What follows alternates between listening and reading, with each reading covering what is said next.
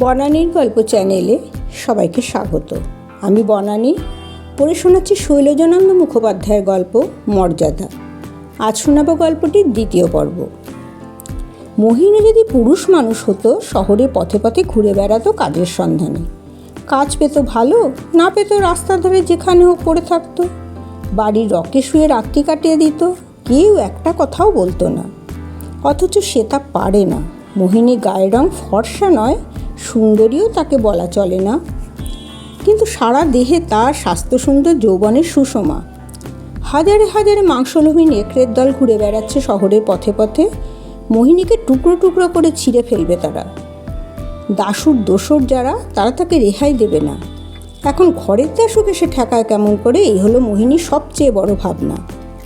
প্রতিদিন দুপুরে খাওয়া দাওয়ার পর মোহিনীর কাজ হলো বাড়ি থেকে বেরিয়ে এ বাড়ি ও বাড়ি ঘুরে ঘুরে একটা কাজের সন্ধান করা।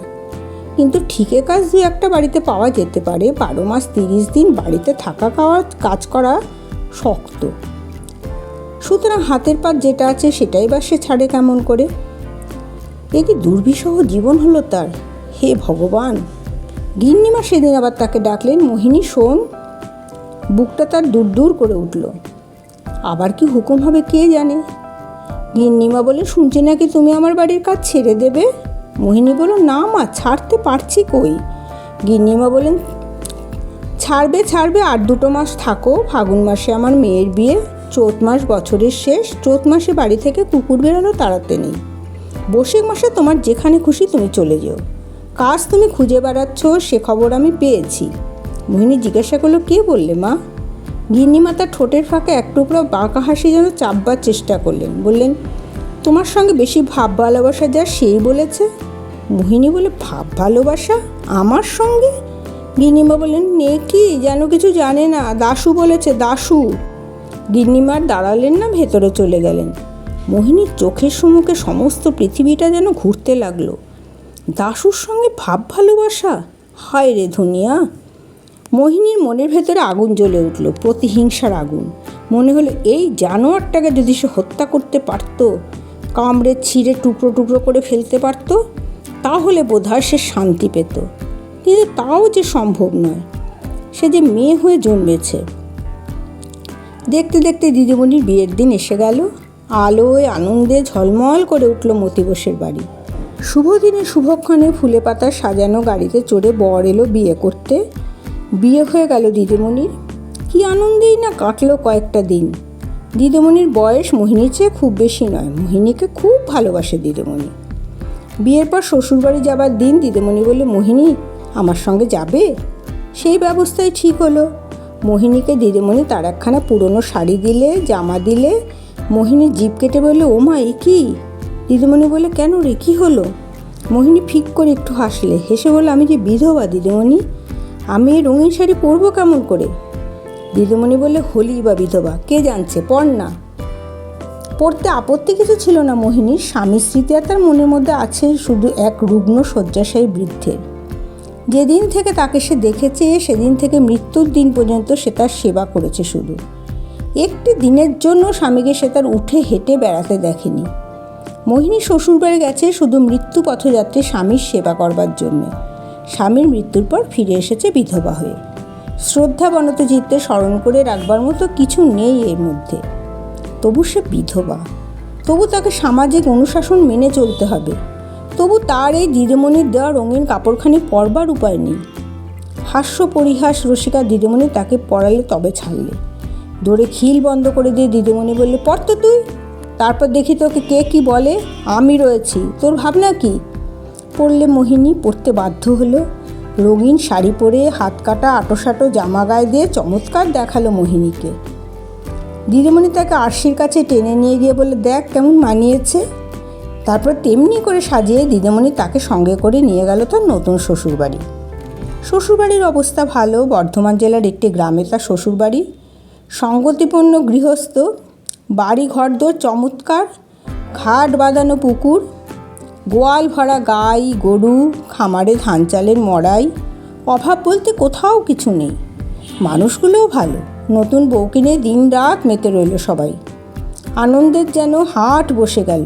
মোহিনী ভেবেছিল লোকজনের গোলমালে সে নিজে কোথায় তলিয়ে যাবে, কেউ তার খোঁজ খবর নেবে না হয়তো, কিন্তু দেখে শুনে অবাক হয়ে গেল তাদের ব্যবহারে।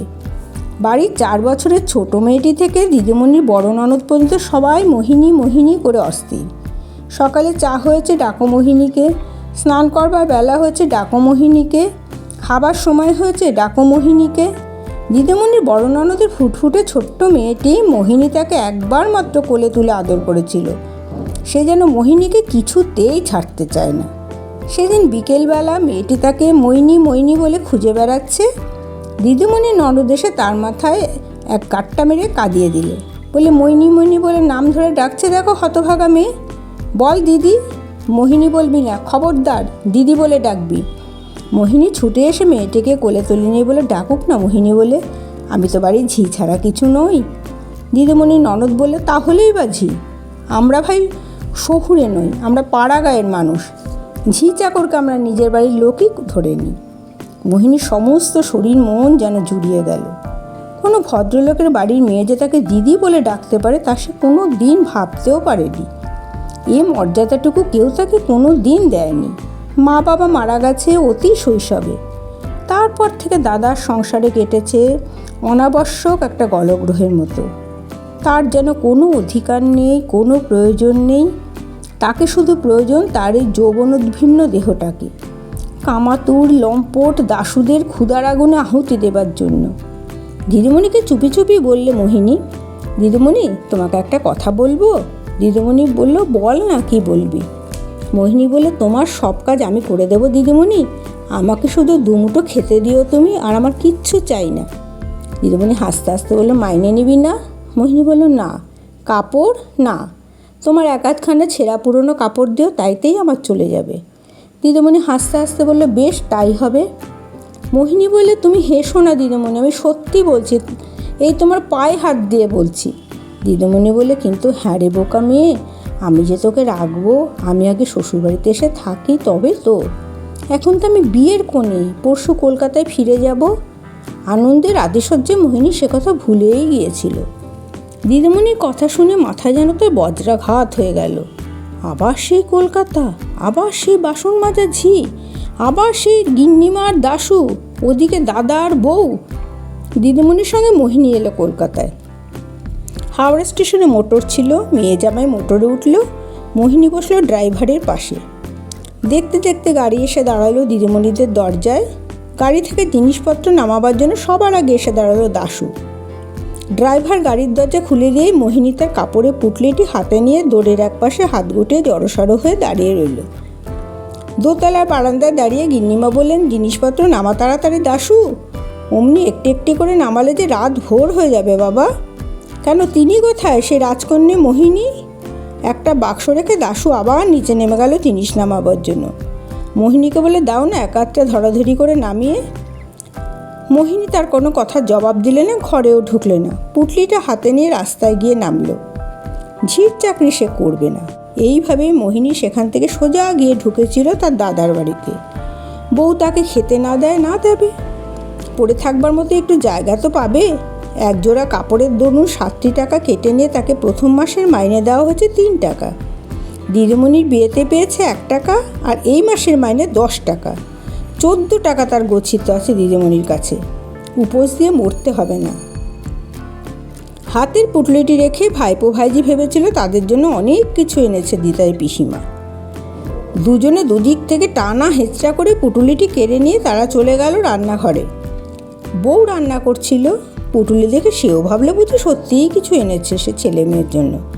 বলে, তা পিসিমা চাকরি করছে, মাইনে পাচ্ছে, দিতে তো হয়, দেবারই তো সম্বন্ধ। মোহিনী ততক্ষণে রান্নাঘরের দাওয়ায় এসে বসেছে। বলে, দিদিমণি শ্বশুরবাড়ির থেকে এলাম বউ, এমন সুন্দর বাড়ি আমি কখনো দেখিনি। যেমন বাড়ি তার মানুষগুলোও তেমনি। দিদিমণির সঙ্গে গেছি আমি, একটা ঝি চাকরানি বই তো নই, কিন্তু এমন তাদের আদর যত্ন যে ভুলেই গিয়েছিলাম আমি কে। সবাই কি বলে আমার ডাকতো জানো, দিদি বলে। একটি মেয়ে ছোট্ট এই এতটুকু, আমাদের এই টুকুনটার চেয়ে কিছু বড় হবে।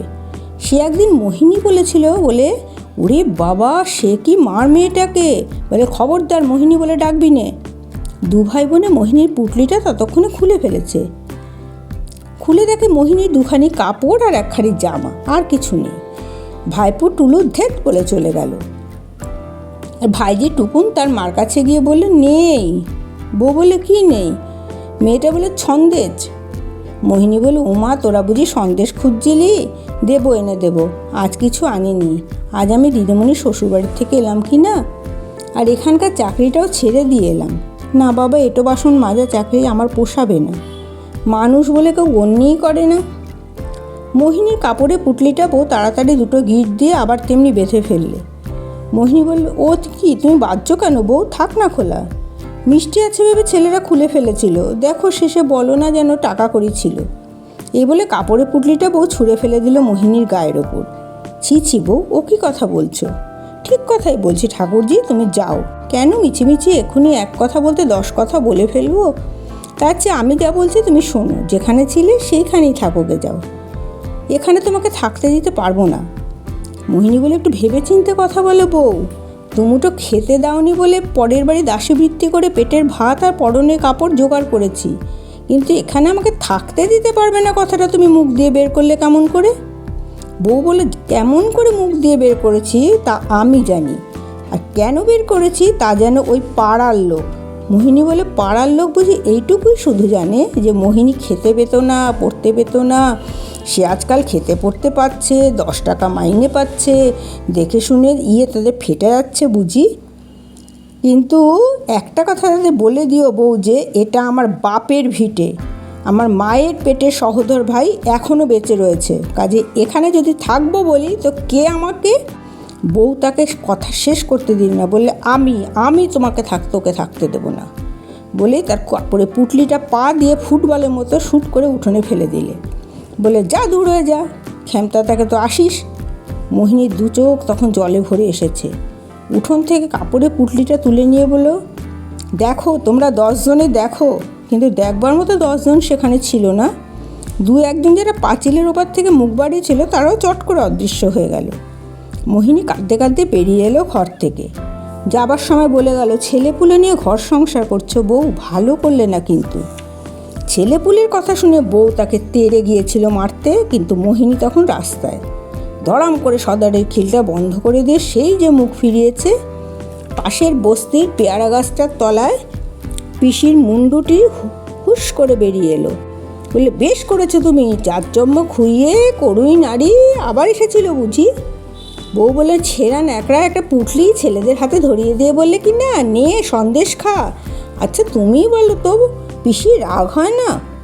মা, সে কি কথা, হাতে 2 পয়সা হয়েছে, ছেলে মেয়ের জন্য 2 সন্দেশ না হয় কিনেই আনছিস। বউ বলে, সেই কথাই আছে না, দিতে থুতে নেই শক্তি, পেশাদ পাবার ভারী ভক্তি, দিতে জানে না নিতে জানে। রাস্তায় ঝাঁ ঝাঁ করছে রোদ্দুর, শীতের নামগন্ধ নেই, ফাল্গুন মাস শেষ হয়ে গেল, চৈত্র মাসে নতুন কাজ কেউ দেবে না। তাছাড়া ও কাজ মোহিনী করবেও না, ভেবেছিল চৈত্র মাসটা দাদার বাড়িতে কাটিয়ে দেবে, কিন্তু 1 মাস দূরের কথা, একটা দিনও সেখানে থাকা চলে না। দিদিমণিদের বাড়িতে কাজ না করলে যেতেও দেবে না, থাকতেও দেবে না। বেলা 1টা বাজছে, আর বেশি দেরি করলে হোটেলে ভাত পাওয়া যাবে না। দিদিমণির কাছে 2-1 টাকা চেয়ে নিয়ে নিজের কাছে রেখে দেবে ভেবে মোহিনী সেই দিকেই যাচ্ছিল। ওমা, দৌড়ে সেই মুখ পড়া দাশু দাঁড়িয়ে, দূর থেকে দেখেই মোহিনী ফিরল। কোথায় যাবে সে, কী করবে? গলির ভেতরে একটা বাড়িতে মনে হচ্ছে যেন সানাই বাজছে। মোহিনী সেই দিকে এগিয়ে গেল। হ্যাঁ ঠিকই তো, সানাই বাজছে। সাজ পোশাক পরে কয়েকজন ছোকরা বয়সী ভদ্রলোক ঘোরাফেরা করছিল। মোহিনী তাদের কাছে গিয়ে দাঁড়ালো। একজনকে জিজ্ঞাসা করলো, ভেতর বাড়ি যাবার রাস্তাটা কোন দিকে? কেন গো, ভেতর বাড়িতে যাবে কী জন্য? মোহিনী বলল, বিয়ে বাড়িতে আমি গিন্নিমার সঙ্গে দেখা করব। ছোকরা হাসতে হাসতে ডাকলো, সুরেশবাবু, সুরেশবাবু। সুরেশবাবু এসে দাঁড়ালেন। ভারী কি গোছে ভদ্রলোক, কি বলছো? মোহিনীকে দেখে ছোকরা বলল, সভাপতি এখনও কেন এলো না ভাবছেন? এই দেখুন সভাপত্নী এসে গেছেন। সুরেশবাবু রসিকতা বুঝলেন, মোহিনীর দিকে তাকিয়ে বললেন, কেন গো মেয়ে, কী চাই তোমার? মোহিনী বললে, ভেতর বাড়ি যাব। ছোকরাটি বলে দিল, উনি বলছেন বিয়ে বাড়িতে উনি কাজ করেন। সুরেশবাবু সব ফাঁস করে দিয়ে বললেন মোহিনীর কাছে, এটা বিয়ে বাড়ি নয় মা, এখানে আমাদের ক্লাবের বসন্ত উৎসবের ফাংশন চলছে। মোহিনী ফিরে গেল। বেলা তখন 2টো বাজছে। নাওয়া খাওয়া কিছুই হয়নি মোহিনীর। দিদিমণিদের দৌড়ে কেউ নেই। মোহিনী সোজা চলে গেল দোতলায়। গিন্নিমা দুপুরে খেয়ে দিয়ে মেঝের ওপর গড়াচ্ছেন, এটা তার নিত্য অভ্যাস। এ সময় তার কানের কাছে কেউ যদি ঢাকও বাজায় তাহলেও তার ঘুম ভাঙবে না। দিদিমণি যে ঘরে থাকে দেখলে সে ঘরের দরজায় তালা লাগানো। দিদিমণি গেল কোথায়? দোরের কাছে দাঁড়িয়ে মোহিনী এদিক ওদিক তাকাচ্ছে। এমন সময় রাধুনী বামুন তাকে দেখতে পেয়ে কাছে এসে বলল, কীরকম মেয়ে গো তুমি, এখনও তুমি পুটলি হাতে নিয়ে ঘুরে বেড়াচ্ছ, আর এদিকে তুমি আসবে না ভেবে এইমাত্র তোমার 1 থালা ভাত আমি ভিখিরিদের দিয়ে দিলাম। মোহিনী বলল, ভাত তুমি রাখছিলে আমার জন্য? আমি যে চাকরি ছেড়ে দিয়েছি ঠাকুর। ঠাকুর বলে, আমাকে তো সে কথা কেউ বলেনি। বেশ, আর রাখবো না ওবেলা থেকে। মোহিনী জিজ্ঞাসা করলে, বাসন কে মাজে ঠাকুর? ঠাকুর বলল, দাসু মাজলে আবার কে মাজবে? ঠাকুর চলে যাচ্ছিল। মোহিনী তার পিছু পিছু গিয়ে চুপি চুপি জিজ্ঞাসা করলে, দিদিমণি কোথায় গেল জানো? জানি বই কি, ঠাকুর বলল, ড্রাইভার সাহেবকে খাইয়ে দিলাম যে তিনি আবার ডাল খাবেন না, বলেন শুকনো ভাত খাবো কেমন করে, মাছের ঝোল দাও বেশি করে। বেশি করে মানে 1 বাটি, না দিলেই ভাতের থালা ফেলে উঠে চলে যাবে, তখন দোষ হবে আমার। মোহিনী তার পিছু পিছু সিঁড়ি দিয়ে নামলো। ড্রাইভারের কথা সে জানতে চায় না, দিদিমণির কাছ থেকে টাকাটা নিতে হবে, তারপর হোটেলে গিয়ে খেতে হবে। কাজেই সে আবার বলল, দিদিমণি গাড়ি করে বেরিয়ে গেল? ঠাকুর বলল, দিদিমণি গেল, জামাইবাবু গেল, সেই জন্যই তো ড্রাইভার বাবুর সঙ্গে এই মাছের ঝোল নিয়ে একচোট হয়ে গেল।